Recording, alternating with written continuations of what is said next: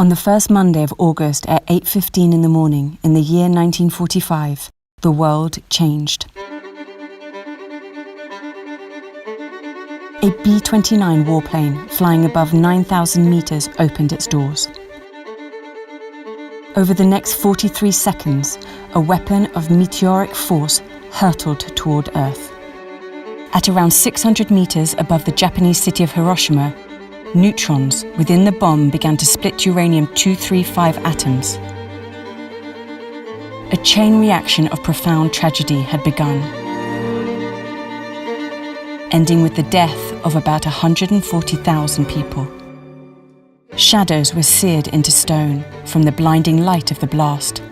The force of the explosion was equivalent to 15,000 tons of TNT, pushing a mushroom cloud more than 18,000 meters into the atmosphere. Every building within 1.5 kilometers of the epicenter effectively vaporized. Fires erased many of the structures that remained in more distant areas of the city, while a poison of radiation seeped into the very genetics of those who survived the impact. The following day, medical teams from the Japanese Red Cross arrived in Hiroshima from neighboring cities. Miraculously, their hospital was spared. While doors and windows were missing and a portion of the roof had collapsed, more than 31,000 patients were treated there in the 3 weeks that followed.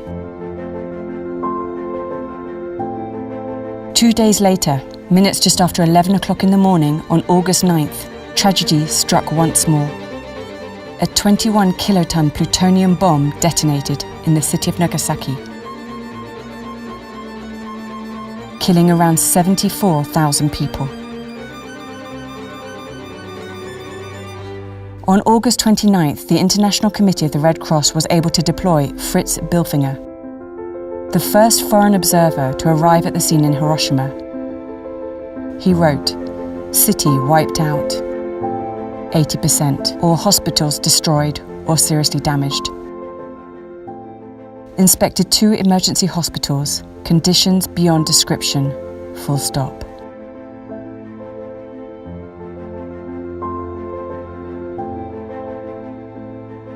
A week later, Dr. Marcel Junot, the head of the International Committee of the Red Cross's delegation in Japan, arrived in the city with 15 tons of medical supplies as the first foreign doctor on the ground.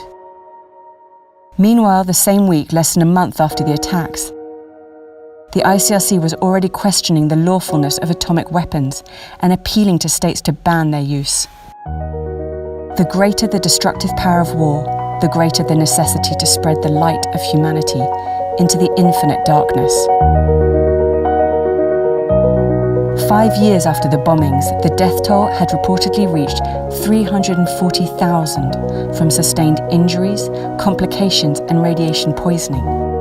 The Japanese Red Cross hospitals in Hiroshima and Nagasaki are still treating thousands of survivors and their descendants afflicted with birth defects to this day. This must never happen again. All states must join the Nuclear Ban Treaty.